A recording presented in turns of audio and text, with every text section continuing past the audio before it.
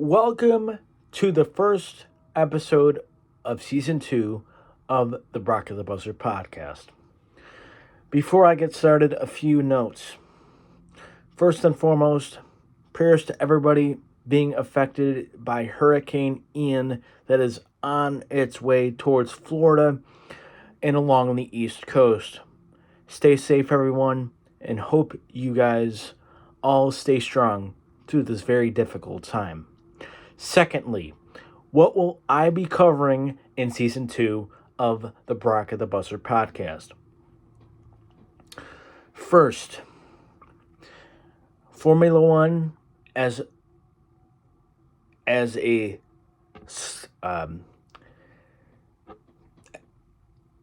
in terms of driver, it will be the driver of the number 63 Mercedes-AMG Petronas, George Russell. NASCAR, as it comes to a driver, it will be the driver of the number 5 HendrickCars.com Chevrolet, Kyle Larson, also the defending NASCAR Cup Series champion. As well as in terms of team sports in the NHL, the Buffalo Sabres, who are well on their way to starting their own,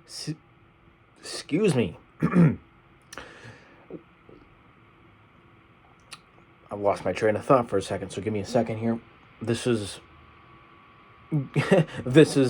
what you get sometimes in a podcast, and I want to keep it real. So, as I was saying, the Sabres are getting their season started, playing their second preseason game this evening as this is being recorded against the Philadelphia Flyers. I believe they are in downtown Buffalo this evening. The Buffalo Bills, who are off to a pretty good start, even though they are 2-1, and more on the Bills in just a moment. In the MLB, the New York Mets, who have just clinched a postseason berth, who are currently playing the Miami Marlins as well as we record this video. In the NBA, I will be covering the Cleveland Cavaliers, and in this episode, I will be giving you some Cavs news along with multiple sound bites from Cavs Media Day yesterday. So you got to bear with me on this episode because it is going to be a lengthy one. And also WWE as well, but there's nothing going on really there right now as it pertains to big pay-per-views here moving forward. Now, on to the episode. The Sports Roundup, Brock of the Buzzer podcast, Season 2, Episode 1. Injuries and lack of execution derail Bills against Dolphins. Following two thrilling wins against the defending Super Bowl champion Los Angeles Rams and Tennessee Titans, the Bills look to keep the momentum going against a hot division rival in the Miami Dolphins. But the banged-up Bills couldn't outlast the scorching heat, and it showed down the stretch, falling 21-19. First, the notable stats from the victorious Miami Dolphins. Tua Tagovailoa, who exited the game prior to the first half concluding on Sunday due to concussion-like symptoms, he was 13 for 18 for 186 yards and a touchdown. And the leading offensive weapon for Miami was Jalen Waddle. He had 4 receptions for 102 yards.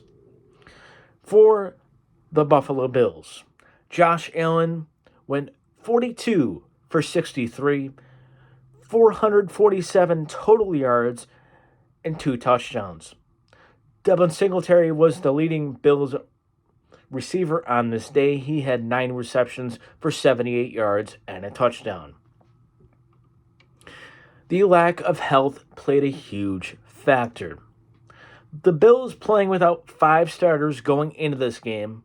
For Bills fans, you know who those starters are. I'm not going to list them all for you.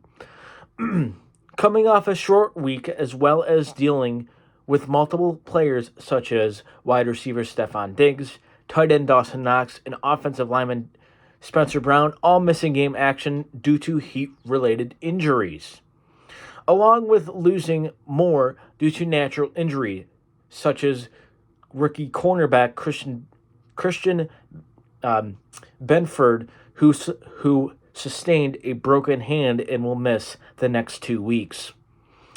That clearly played a factor and absolutely caused the lack of execution late in the fourth quarter. This team, though, did not crumble. They refused to quit, and that's a testament to head coach Sean McDermott, who is getting a lot of heat this week, in my opinion, for no apparent reason at all, and the leaders in that locker room, which is why, yes, the injuries are an obvious concern going forward, especially going into this week against the Baltimore Ravens. But the team's spirit did not waver on Sunday. This is why I believe the Bills are still the Super Bowl favorites, despite losing, due to the fact the fight and grit were still there despite the adversity they had to face on Sunday. The Bills could have pulled a Titans. What I mean by that is losing 41-7, like the Titans did last Monday night to the Buffalo Bills, but they did not. And that is why I am not concerned about this team moving forward. Their next game is Sunday, which I will be present for in Baltimore at 1 p.m. Eastern on CBS. And now the second category of the episode, takeaways from Cavs Media Day. Like I said, I have exact quotes from multiple players and multiple key parts to the Cavaliers organization, and I want you to know exactly what they said, but you can watch all of their full interviews on the Cavs YouTube channel. First, let's hear from President of Basketball Operations, Colby Altman, and head coach, J.B. Bickerstaff. J.B. on team's lofty expectations. He said, quote, "It's about embracing who you are. So those expectations don't bring any added pressure. We have a talented group of players in that locker room that support each other, that are there for one another, and want to compete with one another. That's what our focus is on. If we do the right things, good things will happen for this group." End quote.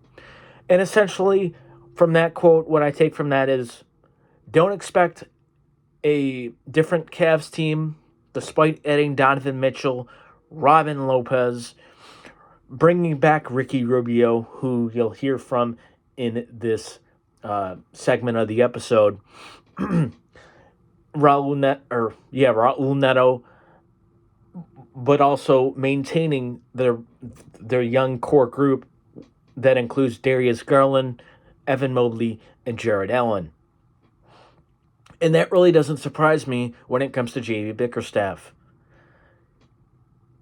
The majority of this team was around last season, and I think that's a plus headed into training camp, which started this afternoon at Cleveland Clinic Courts in Cleveland, Ohio.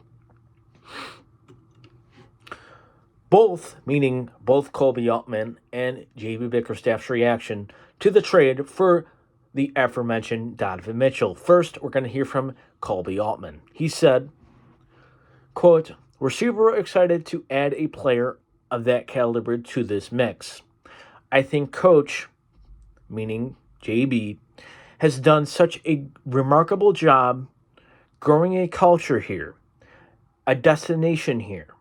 I think what you saw last year was a group of players that really enjoyed playing with each other. There was a joy, a connectivity to the city. I think everyone around the league saw that. When Donovan was traded here, he was really excited." End quote. And now, the reaction from head coach J.B. Bickerstaff.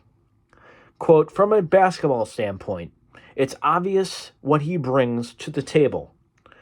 And again, going through some of the situations that we went through last year and some of the big games, the play-in series he mentioned in particular. Understanding a need of guys, meaning a need for a guy like Donovan Mitchell, who can beat their man and create their own, meaning their own shot, obviously. And Donovan is elite at that, end quote. Colby on the Cavs' title chances. He said, quote, "This is not," let me repeat that. "This year is not contention or bust at all.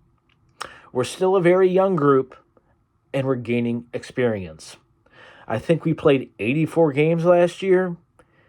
We most certainly want to play more than 84 this year. But I think we have a run, but this is a runway I think we have here," end quote. Essentially what he basically said is, I want this team in the playoffs, is what he said. And I totally agree. I think this team has limitless potential, and we'll break it all down here in another episode here very, very soon. And now let's hear from the Cavaliers' all-star point guard, Darius Garland, on why he signed his max extension this past summer. Quote, "I love Cleveland. Cleveland is home for me. I've been telling you all that since I got here. So just having the extension, just saying that I'm going to be here an extra 5 years, I mean, it was super cool to see on paper, just knowing that in the back of my mind. I can just play freely now. All I have to worry about is wins, getting my teammates better, and that's all I've been about," end quote. And I think you'll see a very similar Darius Garland to what you saw last season, despite the addition of Donovan Mitchell. And how Darius views the Cavs now after last season. Quote, "It's the same attitude, same approach to the game, and we added some more talent. We're going to be the hunted a lot more. We just have to keep our head straight, attack every game like it's our last. Like I said, we're going to be getting other teams' best. We have to be at our best at all times." And I love that quote from Darius Garland because he understands the Cavs are not going to shock the NBA like they did last year. He understands that the Cavs now have Donovan Mitchell, another weapon that other teams have to worry about. But also, this bench also got a lot deeper this summer, and once again, we'll discuss that on another episode here very soon. And now let's hear from Cavs forward Evan Mobley on his focus coming off his rookie season.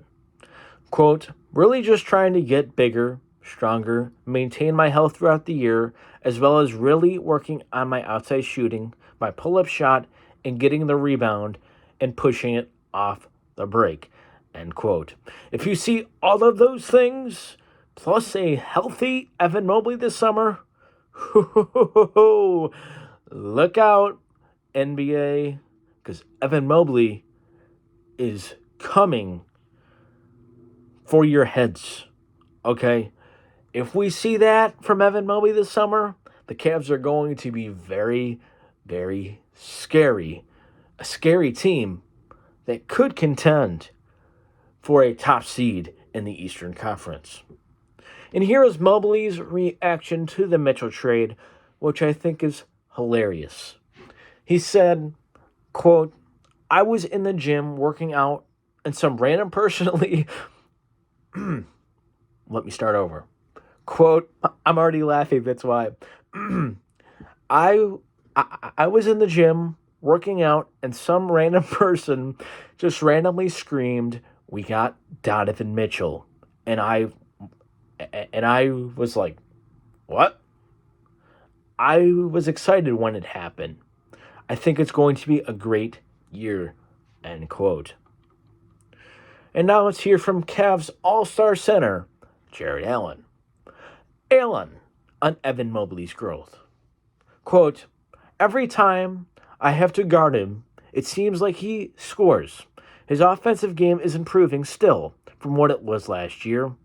And we obviously know he is an all-NBA defensive player, but offensive-wise, he still amazes us with moves every time.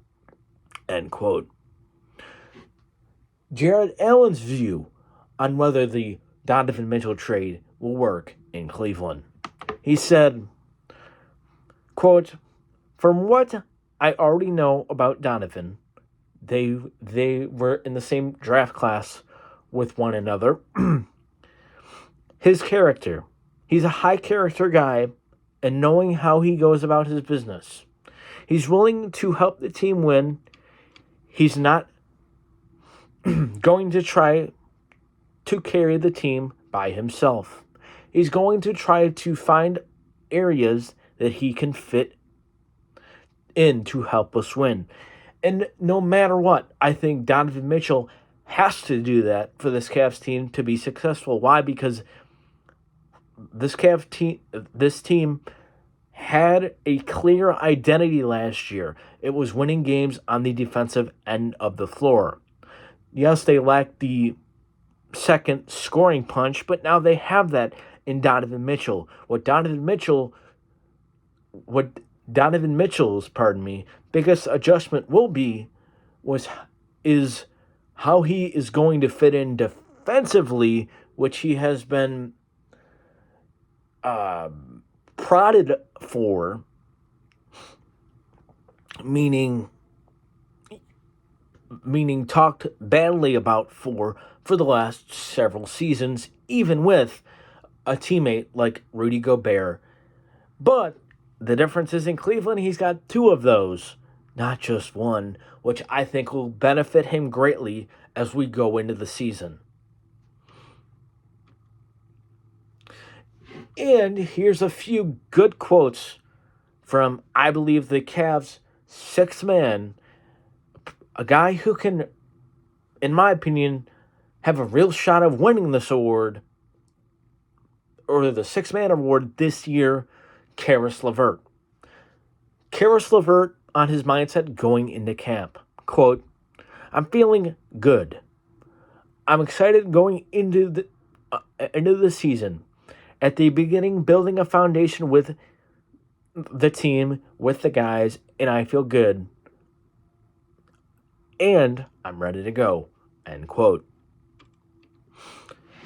And I think Caris' second quote really tells you what his mindset is going into this season. LeVert on the talent on this team. Quote, it's amazing to just be playing with the level of talent we have. Expectations aside, he said, we don't worry about that. We can't control that. But I think everyone on the team can say that being surrounded by elite talent is fun. It makes your job a lot easier, and it makes it a lot more competitive. And you're going against those guys, it brings the best out of you, end quote. Like I said, that quote is a great quote by Caris LeVert, and I think he'll have a very, very good second season in Cleveland. And finally, Ricky Rubio spoke, in particular, on his ACL. He said, quote, I feel really good. Been working really hard this summer, putting in a lot of work. Let's see how it goes over the next 2 or 3 weeks. Working some parts with the team. See how my mind and body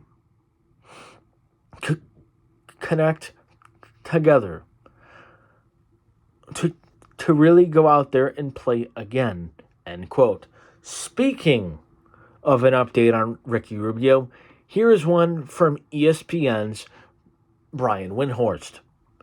He said, Rubio looks, quote, really good, end quote, as he watched the Cavs have an open gym after the Mitchell press conference last week. Rubio is not expected back until December, but meaning December, which would mark Rubio's 1 year since tearing his ACL. But Windhorst believes he is ahead of schedule, and if that's the case, that is phenomenal news for the Cavs moving forward. But they have a backup plan. His name is Raul Neto, also a former teammate of Donovan Mitchell, and he's a very good third guard to have on this roster. Wade gets new deal.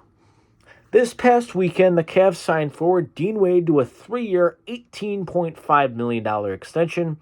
Wade averaged 5.3 points and 2.9 rebounds last season. In my opinion, Wade is a great guy to have at the end of your bench due to the fact that he will give you 100% every minute he is on the floor, and with his ability to defend and shoot. I believe the Cavs are really looking long-term with Dean Wade. I think the Cavs believe that he is a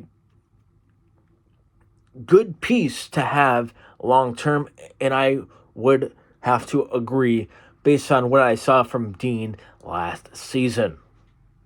And now for the final category of the episode, we're going to talk some NASCAR in Sunday's horrible race at Texas. Reddick wins horrible race at Texas. Tyler Reddick, driver of the number 8 Richard Childress Racing Chevy, scored his 3rd win of the season, but there's a lot to unpack here, so let's get into it. First, on the track itself, Texas Motor Speedway. NASCAR, please, I'm begging you, please demolish this place. The racing was okay at best, but a major part of that was due to different teams on different strategies and the fact that tires were blowing every 20 laps, and that is not a joke. That's all true, and the fact that even happened is a complete joke. By far the worst race of the season, and it's not close.